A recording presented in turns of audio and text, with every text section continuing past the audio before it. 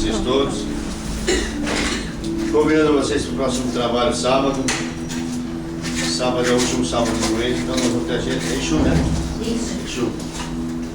Inicia às 17 horas, então todos convidados também. Agradeço as colaborações e a presença. Convido a todos para quem quiser assistir as palestras novamente depois aqui.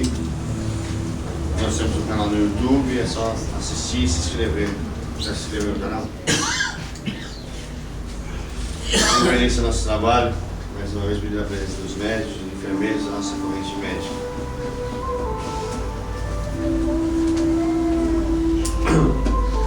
Ave Maria, cheia de graça, o Senhor é convosco.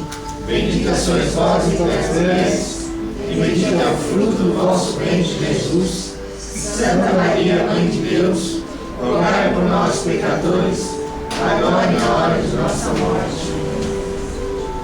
Pai nosso que estais nos céus, santificado seja o vosso nome. Venha a nós o vosso reino, e seja feita a vossa vontade, assim na terra como nos céus. O pão nosso de cada dia nos dai hoje. Perdoai as nossas ofensas, assim como nós perdoamos a quem nos tem ofendido. E não nos deixeis cair em tentação, mas livrai-nos, Senhor, de todo mal. Que assim seja. Oração de São Francisco de Assis. Senhor, fazei de mim um instrumento de vossa paz. Onde houver ódio, que eu leve o amor. Onde houver ofensa, que eu leve o perdão.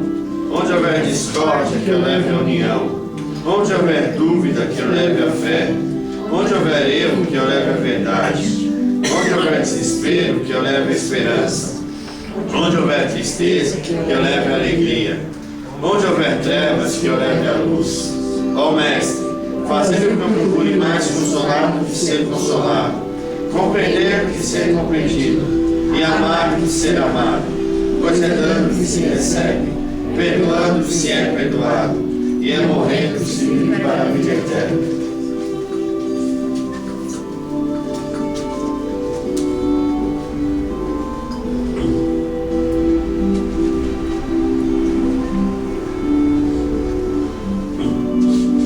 Ave Maria, cheia de graça, o Senhor é convosco.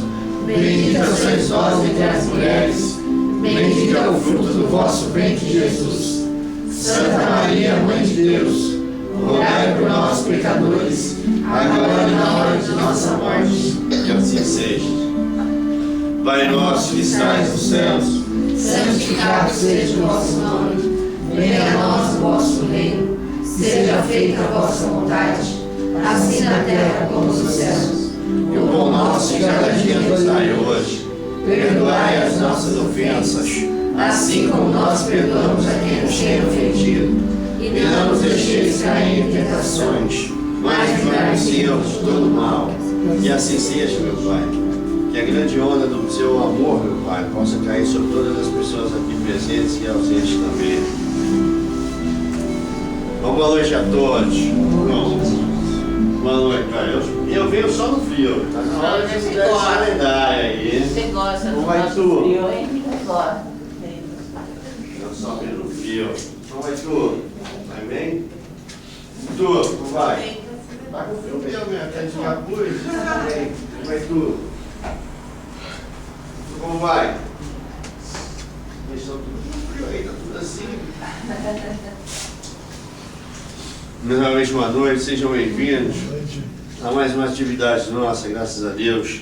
Que o Pai nos permita mais um dia nos organizarmos e tratar aquilo que nos procura. Embora seja frio, né? Esse frio paulistano aí é complicado, né? Tá tudo frio de preto ainda, tu vem de preto ainda. É, eu já sei. Tu sabe, né? Uhum. Depois passa frio lá pra ter que tirar tudo. É por isso que eu pago por ter errado. Tá vendo? Mas você sabe por que a gente fala do preto, do branco, das cores? No inverno não tem jeito. No inverno não tem jeito, todo mundo fica no escuro mesmo. Mas você sabe que a gente, normalmente vocês usam aqui as velas, a gente aplica para vocês a cromoterapia, as cores. As velas representam muito o emocional da gente. Pode ver que no inverno, de tanto usar roupa escura, a gente fica mais abatido mesmo, porque o preto é aquele que puxa, né? Ele puxa muito as cores, né? Por isso que aquece o calor, mas isso faz com que as pessoas fiquem mais tensas. Por isso muito problema respiratório, até pela cor. Né? O certo seria fazer cores claras, mas aí a cor clara não aquece no inverno. É a mesma coisa que tu usar preto no verão, né? Aí tu não consegue usar só roupas claras. E o branco representa a luminosidade, por isso que nós que estão aqui trabalhando usam o branco, que é para refletir. Imagina usando preto para andar passeando, né? E deixa as pessoas mais doentes. Por isso as cores dos hospitais hoje. Inicialmente se achou que o branco resolvia tudo nos hospitais. Hoje já não, hoje já se usa o verde, já se usa o azul, que é um reflexo da cromoterapia mesmo, para ajudar o paciente a se recuperar. Ambientes onde tem a doença, o verde e o azul ajudam. Sala de cirurgia, o azul dá uma energia boa para a cirurgia, para o repouso verde. Acho que os médicos também podem usar roupa azul e verde, não precisa usar o tal famoso branco, jaleco branco, para isso. Então, dependendo de escolas, por exemplo, por isso que se trocou o quadro negro pelo quadro verde, porque o preto é muito ruim para ensinar, então se troca pelo verde, que é uma cor que ajuda. O branco já não ajuda as crianças, o branco já estimula demais. Mas, se tu quer ficar com o adolescente quietinho, bonitinho, em repouso, põe branco neles. Se o uniforme fosse branco, nenhum adolescente ia conseguir ficar, porque é muita luz, o adolescente quer se esconder, entende? Não é verdade? Põe roupa branca em tudo para ver se tudo fica assim. O que eu faço da minha vida? Mas como você põe preto, no inverno deve ser legal dar aula, né, professor? Porque eles são todos de preto, eles podem usar o preto que eles gostam. Aí ficam para lá e para cá. Isso é importante a gente perceber. E muitas vezes não é só a cor, mas é a energia que nos cerca. A nossa energia, a nossa luminosidade. Nós temos que estar sempre refletindo o branco. Desculpa. O pensamento, ele tem que estar sempre refletido para a cor clara, que é isso que nos transforma, é isso que nos dá energia. O amor é claro, o amor é luminosidade, que me responde os apaixonados. Quando a gente está apaixonado naquela fase da paixão louca, não tem aquela paixão louca, o mundo fica colorido. Vê se um apaixonado que está amando consegue pôr roupa preta. Põe nada, põe uma roupa clara, que é para seu coração vibrando no amor, a gente quer refletir cor clara. Por isso que o luto é preto, né? Quando a gente está de luto, que vocês colocam assim, foi embora. E aí fica, né? Também acabou muito, não precisa isso. Ninguém mais fica viúva o resto da vida, né? Fica uma semana, 2 dias, tá bom. É suficiente, vamos tocar a vida. E o importante é isso. Porque quem desencarnou está se divertindo lá em cima. E aqui você só, muitas vezes a gente vê as pessoas, será que fulano que foi embora está sofrendo? Eu vou sofrer por ele. E o fulano está na mão farra lá em cima, está na mão conversar, está na mão rolê ali, e vocês aqui, então puxa a vida aqui que está lá em cima a gente resolve. Não é? Como assim, nem isso? Para algumas pessoas para outras não, não é para todo mundo. Cada um tem o seu merecido. Mas nos tempos, na maioria do tempo, depois que você passa pelo processo de aprendizado, o lugar não é ruim, é melhor que passar por, como vocês chamam, pelo umbral, pelas dificuldades. Mas, isso tem que se entender. Ela fez a pergunta, quando a gente desencarna, é lógico que no primeiro instante você vai para um espaço para uma conversa. Depois tem muito daquilo que você foi em terra. Ou você acha que você veio aqui só passear? Não. Você veio passear, divertir-se e desenvolver-se. Captar a energia, captar aprendizado para a sua evolução. Depende do que tu fez com esse conhecimento, tu vai responder por isso. Quanto mais conhecimento, mais perto do amor do Pai, mais o exercício da caridade, mais o exercício do exercício do crescer, mais envolvido tu tá. Muita gente esquece isso. Então as pessoas acham, eu vou ver a vida, tem muita gente assim, eu vou ver a vida muito rápido. Depende do que é muito rápido. Depende do que tu usa no teu corpo, como tu usa, como tu se degrada, tu vai responder por isso no perispírito. O perispírito, ou a alma, ela vai ficar impregnada das tuas emoções terrestres. Então é lógico que o indivíduo que se drogou a vida inteira Ele não pode desencarnar e já ficar no paraíso, entre aspas. Ele vai ter que ser limpo. Ele vai ter que limpar toda a energia negativa que ele atraiu durante as drogas. Então não é do dia para a noite, ele vai para um processo doloroso de limpeza. Não é castigo, ninguém é castigado. Todo mundo só responde por aquilo que fez. Uma pessoa iluminada, uma pessoa que trabalhou na vida, pela caridade, só fez o bem, trabalhou, essa coisa é lógico que o desencarne é outro. Ele não precisa passar por um processo. A vontade da droga continua a mesma? Porque é emocional, é psíquico já. E como trabalha? Primeiro tem que fazer a mesma coisa que aqui, na clínica. Só que é mais pesado porque a limpeza é um pouquinho mais pesada. Porque tem as consequências da reencarnação. Então o indivíduo que ele passa um período muito tempo da vida drogado, quando ele desencarna, ele vai enxergar tudo aquilo que ele fez durante o processo da drogação. Então ele vai ver quantas coisas ele atraiu ruim, o que ele fez, o que ele usurpou o corpo dele, o que ele detonou mesmo ao coração. Qualquer tipo de droga. Qualquer tipo de droga. Tóxico, cigarro, bebida, Qualquer tipo de droga. A quantidade que você consome e o que você faz com o consumo disso. É uma espécie de suicídio. Depende. Hoje já muda um pouco o padrão. Mas, por exemplo, maconha, cocaína, heroína, LSD, isso é considerado um processo autodestrutivo. Não vou falar suicídio, mas é um autodestrutivo. O cigarro também é um processo autodestrutivo. Cuidando do seu corpo. Não, você está destruindo. Embora muita gente... Não é que você não pode, por exemplo, tomar cerveja. Tu pode, a cerveja foi feita para se beber, senão não teria inventado. O processo não é esse. O processo é como você lida com a cerveja. O cigarro é a mesma coisa. O cigarro é uma droga. É a maneira como tu usa isso. Se tu usa para compensar um pouco a tua oralidade, um pouco a tua emoção, mas não depende disso para fazer as coisas, é um processo. Tem gente que precisa do cigarro para fazer tudo e se esconde através do cigarro, quer adoecer por conta dele. É um outro processo. É a mesma coisa da cannabis ou da maconha. Por que você busca a maconha? Porque você quer um relaxamento. Esse relaxamento é uma fuga.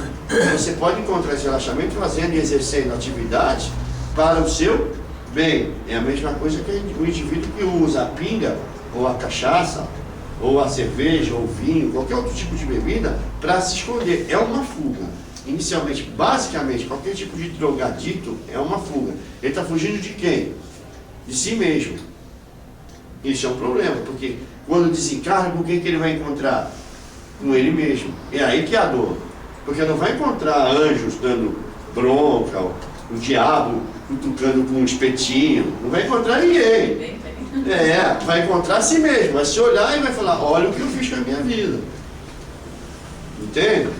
Isso eu falo de coração. Eu não fui um drogado, mas morri drogado. Então eu passei por esse processo. Eu não desencarnei e fui para o paraíso. Vi as arpinhas, né? Não, eu fui responder por quê? Porque, embora eu não me droguei para morrer, não era isso, mas eu acabei por conta delas morrendo. Né? Porque a hora que eu fui extremamente drogado na prancha, fui em alto mar, quando eu bodeei, desmaiei na prancha, simplesmente eu não tinha mais volta. Essa é a minha vida. Essa é a minha última encarnação. Então eu sei o que é o processo. Por isso que hoje eu trabalho lá com drogadictos. Eu trabalho com os indivíduos, respondo, recebo, desenvolvo atividades na área mais maluca que tem na clínica, que são os irmãozinhos que vêm, né, que passaram por um processo doloroso, aí vem pra gente, a gente trata, e aí a gente vai resgatando com a oração, com a bênção do Pai, buscando de novo a espiritualidade do indivíduo, buscando a luminosidade que está dentro dele, tem que brotar. Aí são trabalhos manuais, espirituais, muito estudo, psicológico, religioso, mas não é uma doutrina como é aqui, assim, a gente ama. Tem indivíduos que vão tratar, por exemplo, de jardins, pintura. O seu irmão foi um desses, posso falar dele? Né? O irmão dessa senhora também. Ele quando desencarnou, primeiro ele passou por um processo doloroso, porque ele era dependente químico também. Depois, uma das curas dele, ele fazia trabalhos maravilhosos. Tem até hoje os trabalhos dele lá expostos. Ele fazia muito trabalho com jardinagem, ele é um excelente pintor. Então ele tem pinturas, né? É um artista, que continua sendo, né? Mas ele fez jardins com rostos, por exemplo, de Nossa Senhora. Ele tem um jardim que ele fez no rosto de Nossa Senhora, que até hoje está lá, porque não morrem as plantas, né? Ele fez o manto dela e o rosto que ele queria fazer, e ele fez, está lá. Ele fez um desenho maluco que ninguém entende o que ele fez também. Está lá. Como ele fazia. Como ele fazia aqui. Mas isso por quê? Mas ele foi resgatar isso, a espiritualidade no início foi assim. Ele pôs na arte dele um processo de jardinagem. Então ele criou jardins. Depois começou a ensinar esse processo todo. Depois evoluiu e foi para outras artes. Mas cada um vai depender muito do seu potencial. Tem gente que prefere animais, então vai para a ala onde os animais desencarnados chegam, que vão preparar para a evolução. Então recebe cachorro, gato, papagaio, cavalo. E esses animais, essas almas são preparadas para a evolução humana. Todo animal vai se tornar humano, depende do grau que ele está e como ele foi criado aqui. Muitas vezes, e aí é um conselho que eu dou para vocês, muitas vezes, alguns animais estão sendo prejudicados no planeta e não sendo ajudados, sabia? Pelo excesso de humanização que vocês estão dando nos animais. Um animal é um animal. Eu adoro animal. Mas um animal tem que ser visto como um animal. Não como um ser que corresponde a um ser humano que você troca. Porque ele não está preparado para isso. Ele precisa viver a fase dessa reencarnação, dessa espiritualidade. Então muitos espíritos que são tratados muito além do que precisam ser, são muito mais prejudicados do que ajudados. Cachorros, gatos que não vivem na rua, que não andam, que não comem comida de cachorro, não tem essa. Não, a criança é ele, a criança é ela, é diferente. O animal tem que ter carinho, o animal tem que ter afeto, tem que ser tratado bem. Lógico, é um ser espiritual, é um ser do Pai, tá certo? Mas humanizar o bicho é complicado. E aí eles Voltam como bicho. E aí voltam como animal de rua. É a mesma coisa. Eles preferem. Eles não gostam de casa. Eles vão para casa para serem não humanizados, serem bem servidos. Alguns animais, quando desencarnam, eles voltam o quê? Como animais, esses animais que vocês veem teoricamente abandonados. Que eles precisam disso. Eles precisam dessa liberdade animalesca, entre aspas. Entende o que eu estou falando? Então é errado deixar um cachorro dormir na cama? É. Ele tem o lugar dele. Humano é na cama. Porque muita gente transforma essa afetividade em exagero. Exagera na afetividade. Entende? Troca um ser humano por um bicho. Homem relaciona-se com o homem. Animal se relaciona com o animal. Essa é a vida. É simples assim. Quando você troca um relacionamento, muita gente fala, mas o animal me entende. Lógico, o animal tem uma coisa chamada afeto. Ele ainda está aprendendo o que é o amor. O animal está no estágio um pouco atrás do amor. O animal não ama. Por que não? Porque ele não sabe. Ele precisa primeiro entender o que é afetividade. O que é afetividade? É o relacionar-se com o outro. Quando você se relaciona, o cachorro gosta de você por quê? O bicho gosta de você por quê? Porque tu alimenta ele. Porque tu dá carinho. Tu dá comida, tu dá abrigo, essa coisa toda. Ele é fiel a mim? Ele é fiel. Se outra pessoa chegar e fizer tudo isso, ele vai para outra com tranquilidade. Se tu deixar de fazer isso, e outra pessoa vir a fazer a mesma coisa com o animal, seja ele qual for, ele vai se afeiçoar a outra. Ele vai lembrar de tudo? Lógico que vai. Ele tem memória. Mas ele vai se afeiçoar e vai continuar fiel a outra, até a outra e a outra. É diferente do humano que ama. Aí o amo não tem o desespero do amor eterno, aquele que eu não esqueço, fulano. Que sofre a vida inteira, não tem essas coisas. Isso é amor. É diferente. O amor é um outro toque, o amor é humano. Um animal ama? Não, o animal tem afeto, é afetividade. É um grau um pouquinho abaixo. Ele gosta de babando o rabo, fala, o gato vem, fica no seu colo, ele tem prazer em estar com você, mas ele é um animal. E quando tem um vínculo muito grande com o dono falece. Ele aí sente, ele isso é sente. saudade, ele sente essa coisa. Mas aí ele pegando outra família que dê o mesmo carinho. Ele vai, mas o que acontece? As pessoas falam, ele está aqui, deixa ele ali. Então ele sofre pela falta da pessoa, lógico, e da afetividade. Se a outra pessoa der afeto, carinho, ele vai.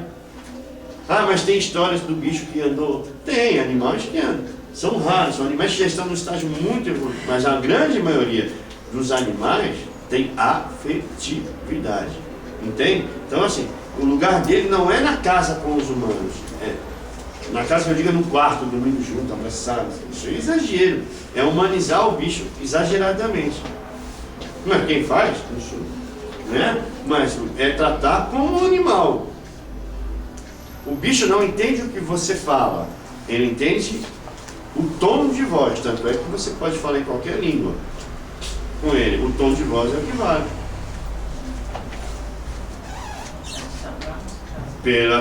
Ele sente o teu medo e o seu prazer.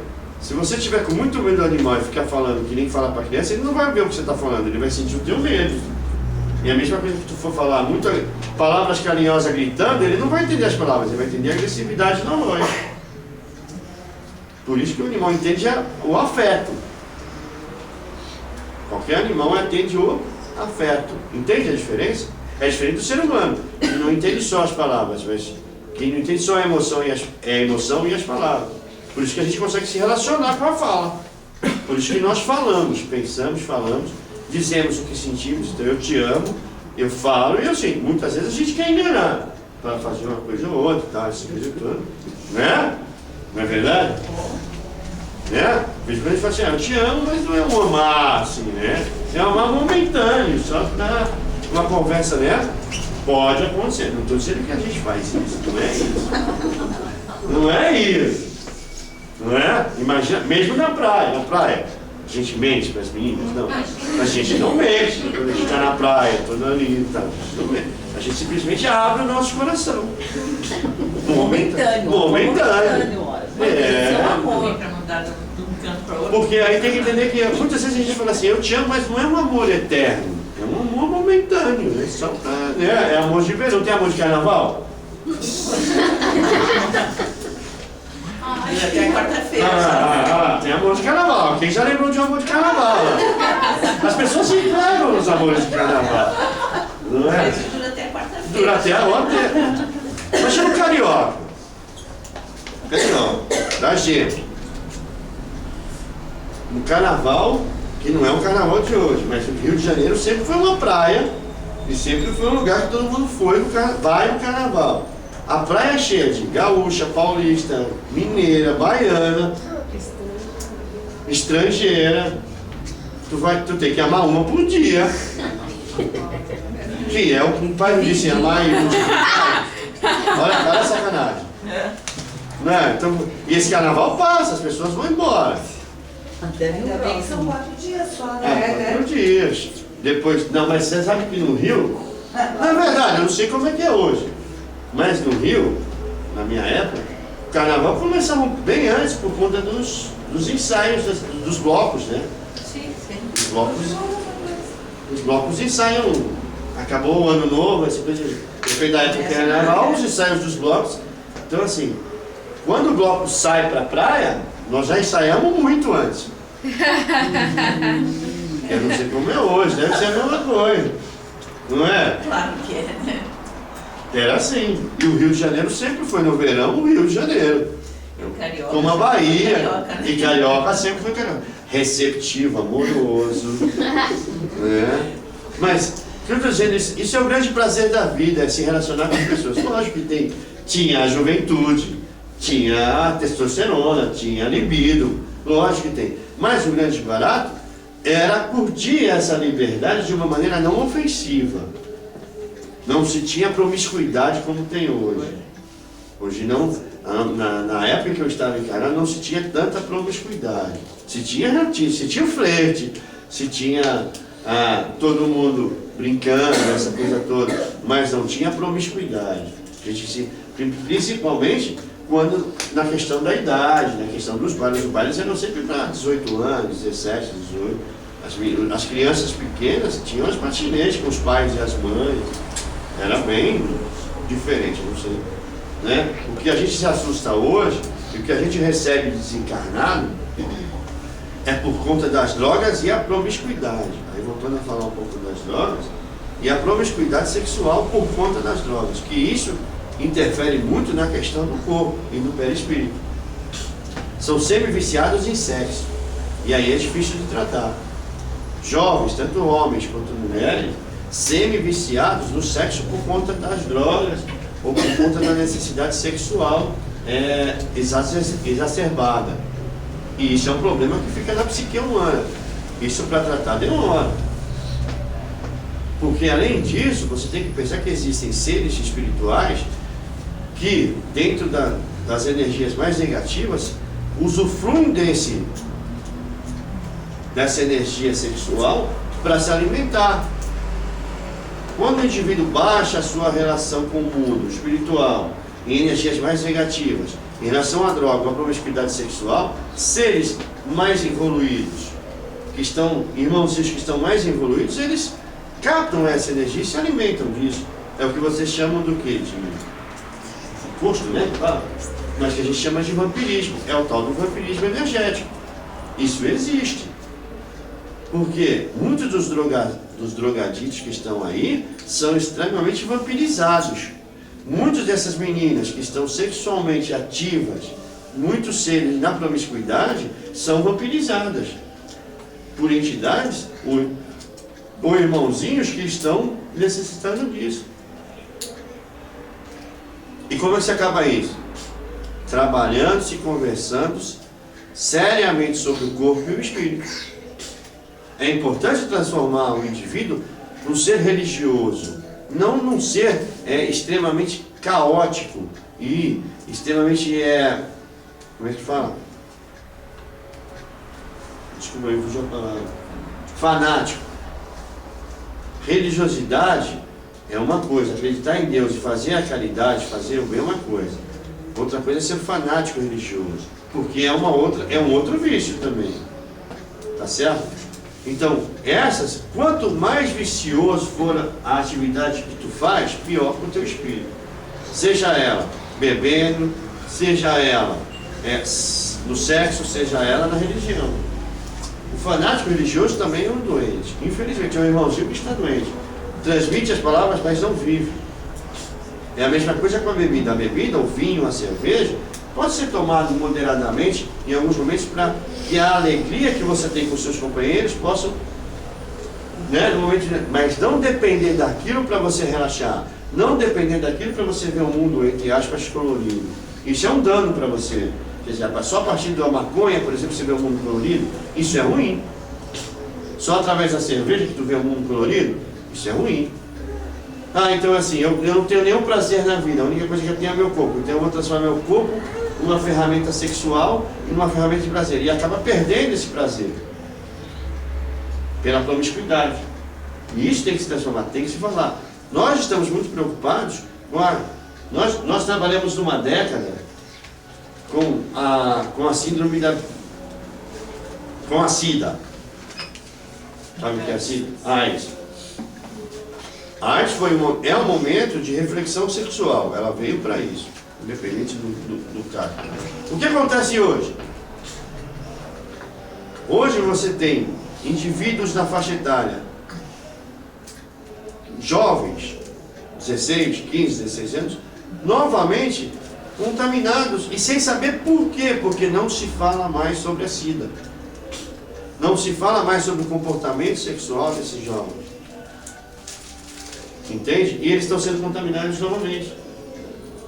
Eu não sei se vocês acompanham pesquisas, né? E como se combate isso? Falando, expressando, sem pudor de dizer o corpo é uma ferramenta sagrada. Use com tranquilidade, com inteligência. Fazer sexo pelo simples ato de fazer, isso é condenável. Ter amor nas relações é uma coisa, ter prazer, conhecer o seu parceiro, sua parceira, saber se relacionar com ele. Não precisa ter um relacionamento eterno, mas saber pelo menos o nome, se prevenir, essas coisas, contra as doenças. Precisa ser dito isso. Não se pode esconder dizendo que os jovens têm a libido muito forte. E a libido é uma energia sexual que está presente em todos os indivíduos. Então não adianta dizer, eu vou estimular. Ninguém estimula uma coisa que já existe. Está aí dentro de vocês. A energia da sexualidade está. O que se precisa é esclarecer como trabalhar isso. Uma menina ou um menino que tem as primeiras correspondências sexuais, diz, isso é normal. Sentir prazer ao olhar para um menino ou para uma menina é normal. Ter a vontade de beijá-la, tocar, mas faça isso com inteligência. Não destrua o seu corpo. Não se permita com vários sem se precaver. Essa é a diferença. É falar abertamente de um tema que todos nós vivemos. Se vocês estão aqui, é porque seus pais tiveram relações sexuais. Se vocês têm filhos, é porque vocês tiveram relações sexuais. Por que esconder isso dos seus filhos? Fale abertamente, é uma questão natural. Por isso que muitos animais também sofrem. Porque se não permite que o animal viva o ciclo sexual dele. Minha cachorrinha não pode conhecer o cachorrinho porque ele é minha fofinha. Mas ela precisa ter relações, ela precisa conhecer o cachorro. Ela tem ciúme. É simples assim. O meu cachorro não pode, meu cachorro é viril, não pode pegar nenhuma cachorrinha. Ele pode, ele deve, ele é um animal, ele precisa pôr esse instinto para fora. É simples assim. Eu vou castrar. Vai castrar para quê? Para que ele não perceba que ele tem necessidade? E muitas vezes isso só para encerrar, o que acontece? Muitas dessas coisas é a frustração do ser humano em cima do animal. A carência excessiva. Por que muita gente usa o animal abraça? Porque é carente. Por que não faz isso com o ser humano? Porque eu não confio nos homens, eu não confio nas mulheres? Não, tu não confia em tu. A partir do momento que tu confia em ti, tu pode confiar no outro, tu conhece. Um animal é fiel. Vê se gato é fiel. Já viu algum gato fiel? Não é traíra, ele gosta de carinho e de pouco mesmo. Começa a maltratar desse tipo, para que vai procurar na casa do vizinho. Por isso que a gente chama todo mundo de gato e gato, porque pula de telhado. Tá certo? Mas é daí que vem, né? Entende? Mas eu espero que vocês possam viver a energia do prazer e da harmonia e do amor cada dia mais. Que a onda venha e levante vocês. Que assim seja. Que eu xará em nome de vocês. Vamos trabalhar.